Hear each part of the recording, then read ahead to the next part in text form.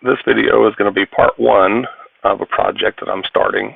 And basically this is going to be sort of like a book review, but rather than just a review, I'm going to be going through each of the various arguments that this guy makes in this book and seeing if what he has to say is valid or not. The name of this book is All That's Wrong with the Bible, Contradictions, Absurdities, and More. It's written by a guy named Jonah David Conner, who's a former Christian, a PhD, and he apparently details a little bit about his own experience and presents what he believes are contradictions in the Bible and various absurdities and other things. I haven't read this whole thing yet, but my plan is to go through it and take each contradiction one at a time and probably make a video about each one to see why he thinks it's a contradiction, if that is a required conclusion, and see if there are other ways that make good sense to think about it. He talks about in the beginning of the book, in the introduction, about ideas about inerrancy and what qualifies as a contradiction, and makes the case that some Christians will go to extreme lengths to avoid categorizing anything that's in the Bible as a contradiction. And I can appreciate that he would think this, and maybe he's right. But we each had to make up our minds what we're going to think about the origin of the universe, why we're here, and if there's a God or not. And I made another video a while back comparing the 5 different views of reality in terms of the different origin stories. And not that there are only 5 views, but the 5 categories of views that, from what I can tell, there are no more categories than those 5, and that every perspective fits into one of them. And if you know one beyond the categories I've listed, please let me know. I would certainly like to know that. But in that video, and in some other ones that I made on the same topic, I talked about the idea that there's a whole lot that we don't know, and that none of these perspectives can be proven in a way that is unassailable to logic. You know, it's the amount of data that we have available to us is limited.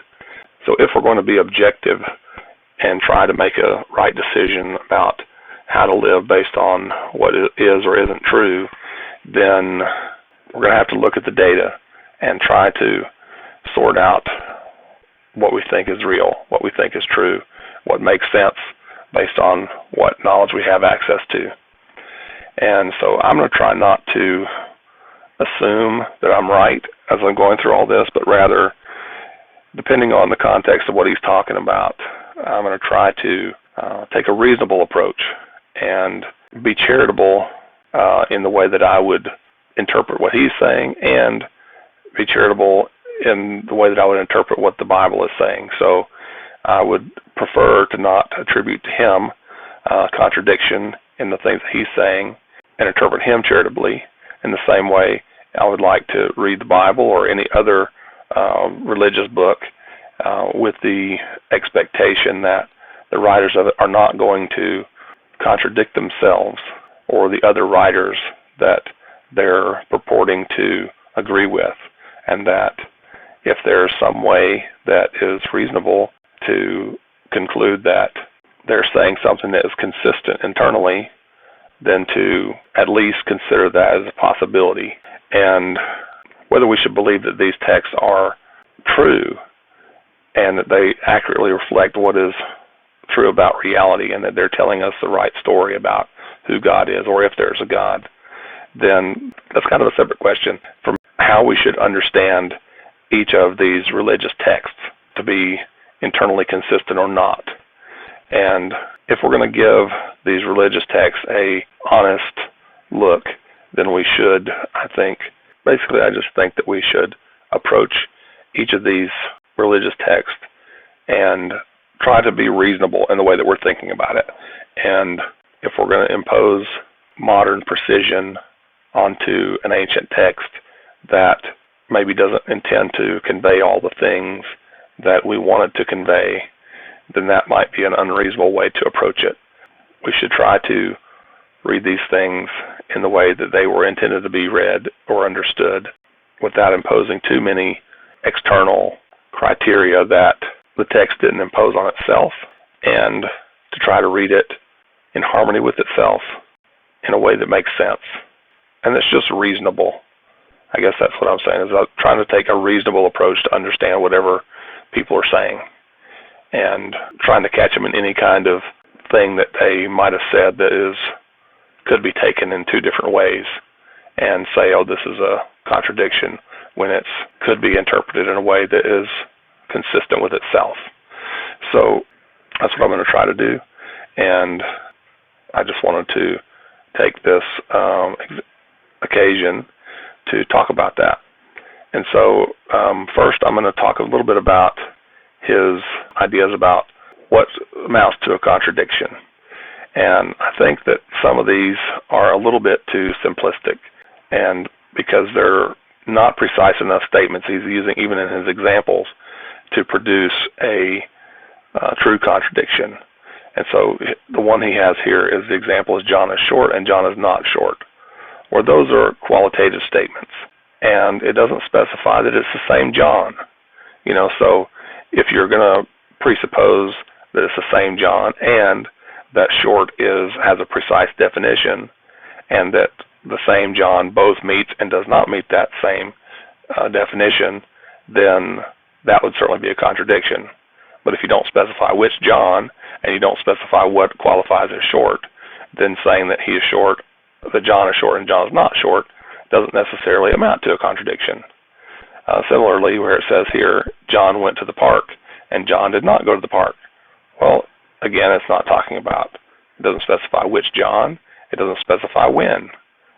If one statement is that John went to the park, and the other statement is John did not go to the park ever in time, well then that would be clear enough if you're talking about the same John. But if one person was saying John went to the park on Tuesday, and the other person is talking about John did not go to the park on Wednesday, then that would not be a contradiction. Before we declare something in the Bible to be a contradiction, we need to be sure that we're not inferring things that the Bible itself doesn't say. So that's one thing. And the second thing, he talks about a different type of contradiction, which is when you have incompatible concepts. And the example he gives is John is ugly and John is handsome. Well, again, you could be talking about two different Johns, and also this is another qualitative statement, ugly versus handsome. So by what criteria are we saying something is ugly or handsome? One person might think that something is beautiful while the other person thinks it's hideous. Beauty is in the eye of the beholder, they say. And so I'm just making the case that if it's a qualitative statement, then we need to consider the possibility that there's degrees of something.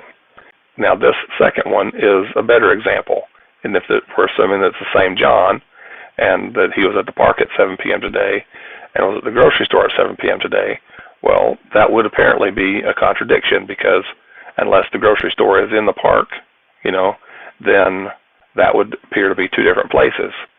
But again, it's a tense statement, so, 7 p.m. today, well, where is 7 p.m.? You might say John was at the park at 7 p.m. today in Birmingham, and that he was at a grocery store at 7 p.m. today in Villa Rica, Georgia. I don't know. I'm just saying that those are two different locations in two different time zones. And so it's possible that both could be true, but we're talking about some other point about time. So if we're going to attribute a contradiction to the writers of Scripture, then I think we need to consider the precision with which they are speaking. And so the author of this book might think that taking this kind of approach is unreasonable, but I'm just making the case that I think that's a way to read the Bible charitably, to not attribute contradictions to the writers unless that's the only way to understand what they're saying. So anyway, hopefully that makes sense, and I will start this project soon and talk about the first example in the book. Thanks for watching. Like and subscribe if you'd like to hear more about this project as I go through it. God bless you.